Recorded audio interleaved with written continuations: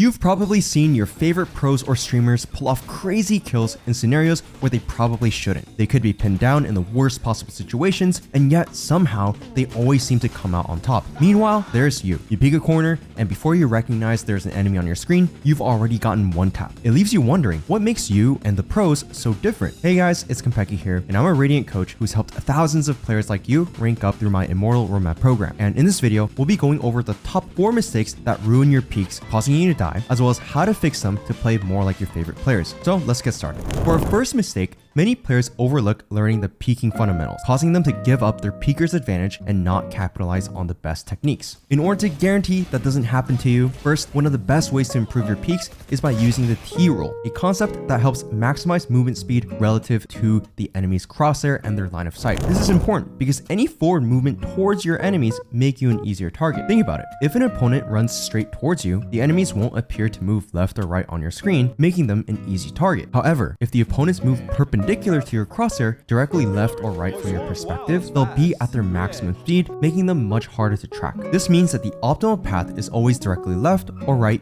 using the T rule. To use the T rule effectively, you need to be mindful of nearby walls. For example, if an enemy is holding a line of sight in split B main, you should peek in a way that keeps your movement perpendicular to their aim without getting caught on obstacles. In short, you first need to know what enemy you're trying to peek, then you need to check for any objects that might be obstructing your perfect T, and finally, you go and execute your peek. If you need more hands-on help to make sure you are working on your mechanics correctly, you can book a free assessment call with me or one of our coaches using the link in the description. During the call, we can get to personally know you better by asking you some questions and take a look at your tracker to help you identify your biggest bottleneck. And during the call, if you want to continue to work with my team of a dozen Radiant and VCT coaches, including rank 1 players like Jawa, we can also discuss what coaching options we have available that best suit your needs. We have packages that start as little as less than $1 a day, all the way up to our flagship 10-week Immortal roadmap program that guarantees a 500 RR rank up or you don't pay. But don't wait, because these calls are first come, first serve.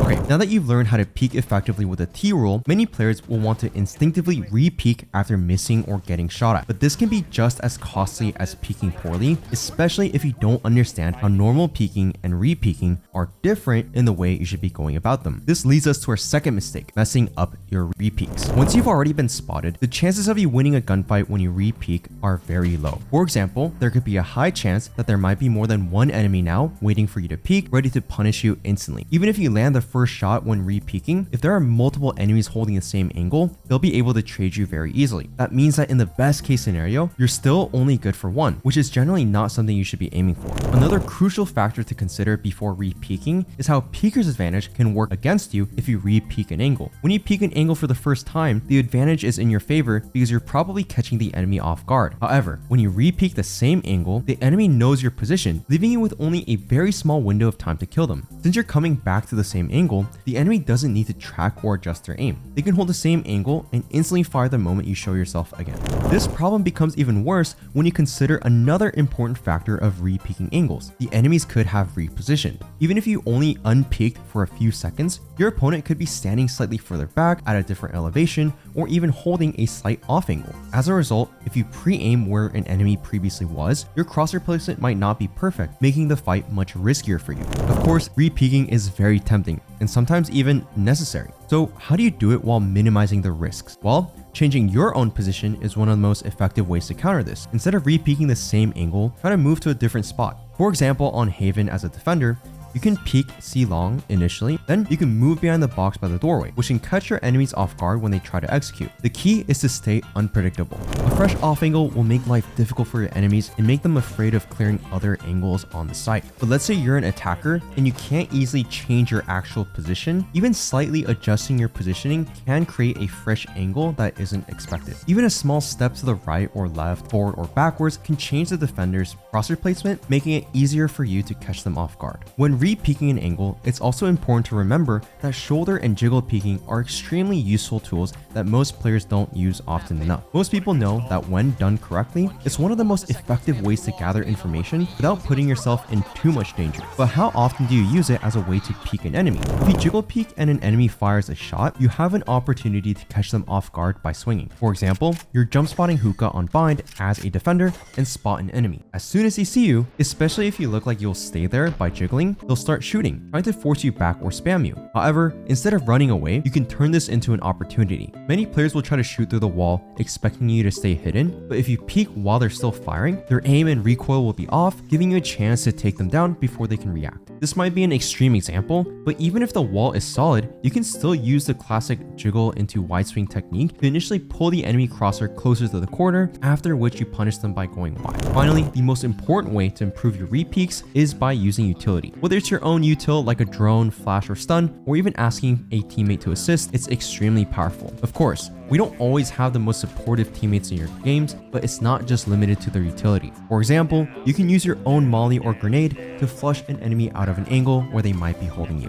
Now that you've mastered how to re-peek properly, let's explore the third mistake, as failing to understand it can make all the things discussed until now completely meaningless. That is, not knowing when to slow peek. Many players don't understand when it's best to slow peek versus when to commit to a fast peek. A lot of guides out there say that slow peeking is bad, but slow peeking does have its place. Just using it at the wrong time can get you easily killed. Knowing when and when you shouldn't slow peek is what separates smart players from reckless ones. So let's first talk about when slow peeking is a bad idea. If the enemies know your position, slow peeking gives them an easy pre-aim kill, especially because your shoulder will appear first on their screen before you can even see them.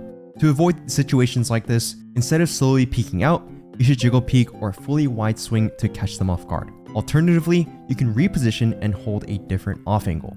So then, when is it actually good to slow peek? If you're planning to gather information and you're clearing an angle you don't expect an enemy to hold hard, a slow peek lets you gather information without overcommitting. Another great use of slow peeking is when you're planning to isolate fights. If there are multiple enemies, slow peeking can help you take 1v1 fights instead of exposing yourself to all enemies at once. It's best used when you're holding a tight angle where you have the angle advantage, or if you need to reposition mid-fight. Before peeking, just ask yourself, do they know if I'm here and am I trying to fight?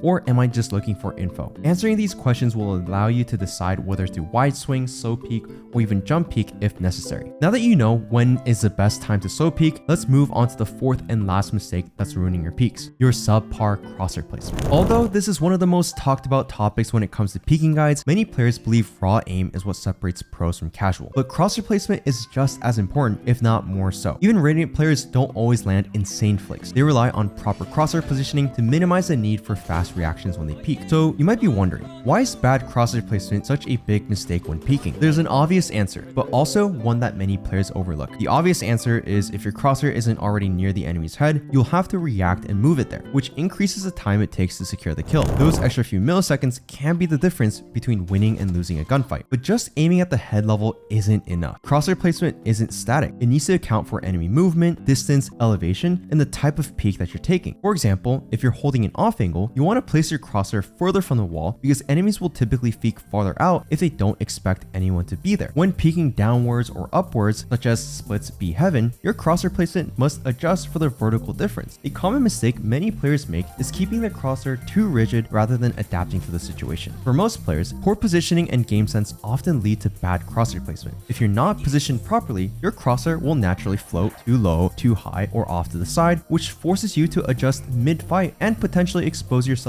to additional angles, making it easier for enemies to kill you. Bad crosshair placement also reduces accuracy because you'll be forced to make last-second micro adjustments, increasing your chances of missing the shot. Players with better crosshair placement always have the upper hand in the fight. If the opponents are already aiming at your head while you're still having to adjust your crosshair, they'll shoot first and likely win the duel. So how do we fix this and peek like a pro? The first and most important obvious thing to consider is ensuring your crosshair is aimed at head level. This way, you won't have to adjust vertically if it's off. Pre-aiming corners is another crucial habit. Before swinging, position your crosshair where enemies are most likely to appear. Visualizing enemy positions in your head can be incredibly useful, especially by looking at the lines across the map that represent headshot levels. This helps you anticipate where opponents might be, whether it's at the entrance to main, behind the box, or even on the bomb. So pay attention to your minimap, as you'll have an easier time securing kills if they've already been spotted by one of your teammates. And while peeking with the right speed or respecting the T-rule can give you an advantage, developing precise crosshair placement and movement still takes practice. Luckily, there's a really efficient way to practice just that. Many of you are probably familiar with the bots in the range, but did you know there's actually a built-in way to train both your crosshair placement and your peeking movement in a pretty realistic setting? Here's how to do it. Load into the range and pick Deadlock as your agent. Select your weapon of choice and pick practice. Use your ult on one of the bots, and just as the bot is about to be taken in by your ult, click the practice mode button again. This will leave you with a single bot that respawns infinitely. To practice peeking with proper crosshair placement, you can peek from various different angles. The best part is that it allows you to focus solely on your crosshair placement without distractions like teammates or enemy utility. Plus, you can practice there for as long as you want. That's it for now. Thanks for watching.